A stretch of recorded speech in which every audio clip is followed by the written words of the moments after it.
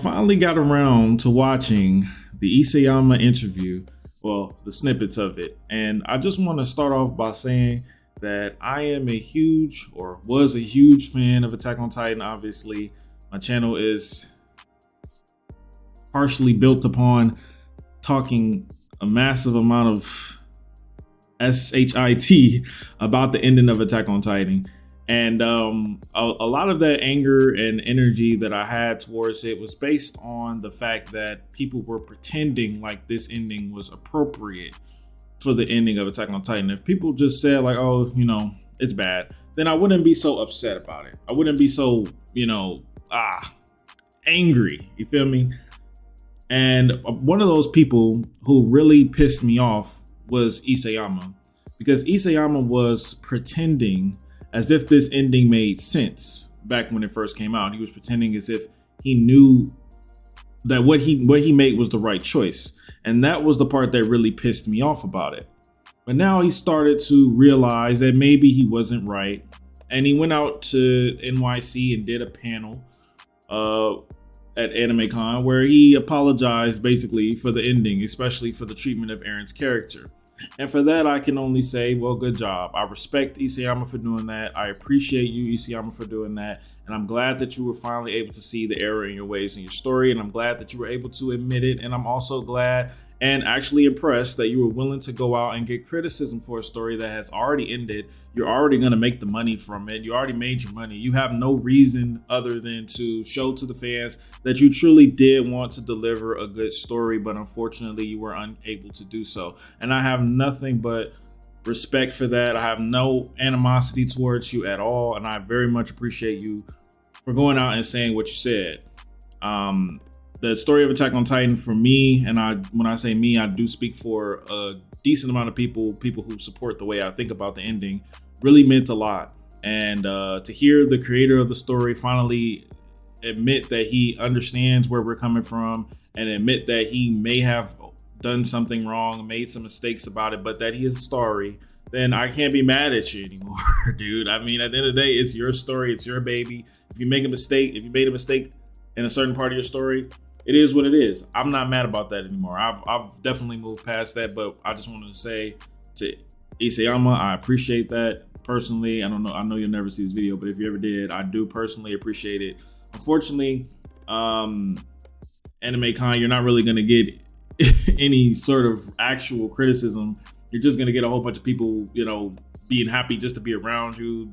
Anything you say is gold. They don't really care about the ending. They just had a good time watching Attack on Titan. They got to clap and laugh and cry or whatever may happen. They probably didn't even watch or read the ending or understand why there's anything wrong with the ending, So it's not exactly the best venue, I'd say, for actual criticism. But it doesn't matter. You went. That's all that matters. You answered the questions. You showed your face. So nothing but respect to that degree. Now, the major thing I want to go over is one of the comments he made in one of these highlights here about Eren's character. I'm going to watch it really quick.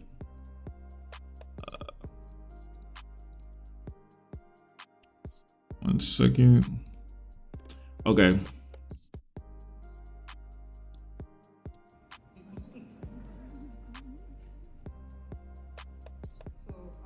As I was getting influenced by the works of the anime Attack on Titan, it started to really kind of shift the portrayal of the main character Eren to be more of a good guy. So in order to convince the readers of his intention and decisions, I really have to kind of steer the direction of the stories to make it very convincing. I still have doubts within myself. Did I land it? I'm not even so sure. No, you didn't. You didn't land it at all. So the problem with the ending of Attack on Titan, at least when it concerns Eren, seems to be that Isayama has a disconnect between the character that he created and the character that he envisioned, that he created. You get what I'm saying? So somehow he took it that Eren was a villain. That's just what in his mind, Eren was supposed to be a villain. which I can see that. I can see where you were trying to go with that. He does do some villainous things. But unfortunately, you put Eren in a position where he had no choice but to be a villain. So when you put someone in a position where they either be a villain or die, the reader has no choice but to automatically empathize with the fact that this person is choosing to, rather than die, become a villain. That's just the way it is. If you put people in a situation, it's fight or flight. It's your life or theirs. Which one are you gonna do? Are you gonna lay down and die? Are you gonna, you didn't give Eren an option, which is what I've been saying forever. If you gave Eren a choice, a logically sound, reasonable choice that would solve his issues, and he chose not to do that because he wanted to destroy the world more, then I'd say, okay, I see where you're coming from now. And then great examples of that, like I compare all the time, Walter White. Walter White was given plenty of options in Breaking Bad. Isayama knows Breaking Bad. He loves Breaking Bad. He was given plenty of options, plenty of logically sound ways to solve his problem. He said, fuck no. Even when he was a multi-millionaire, he said, fuck no. I still want to do this because this is just what I enjoy. That's the difference between Eren and Issei and that's the difference between Eren and Walter, and that's the difference between a good character and a confused, lost character. Because now the audience has no reason to try to understand him because, well, he's just evil because the writer wanted him to be, not because of the circumstances, not because of what the story had been built up for a decade, because the writer just said, no, he's evil. And to further emphasize why he's evil, I'm gonna have him cry like a little baby in the water to prove to you that he is not this tactician. He's not this great person. He's just a crybaby all along, and it's your fault. You, the reader, it's your problem. You shouldn't have interpreted the story that way. You should have interpreted it the way I wanted you to, even though the story didn't allow you to do so. That is the problem. That is the biggest problem with Attack on Titan's ending. If you just change that, if you just make it where Eren is sticking to his conviction, he says, I have to destroy them all. I don't give a fuck. If you just stick to that, the ending becomes 10,000 times better. That's my AOE. Please, Isayama, please just make Eren say, I wanted to destroy the world at any cost. I don't give a fuck. When Armin and him have their talking paths, just have him say that. And I won't say anything else. I'm done. At that point, I'm perfectly okay. Whatever. All the other bullshit is fine. Just keep Eren consistent. Keep the main fucking character of the story consistent, please. That's all I ask. You switching and flip flopping and all this shit.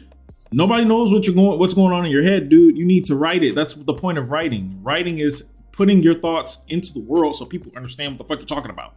I don't understand what you're talking about. The character I was given had no option. Literally none. It was either die or fight. Which one are you gonna choose? Die or fight? That was Eren's choice. He chose to fight. And I'm supposed to be mad at him? I'm supposed to be like, yo, fuck you, dude. Just die.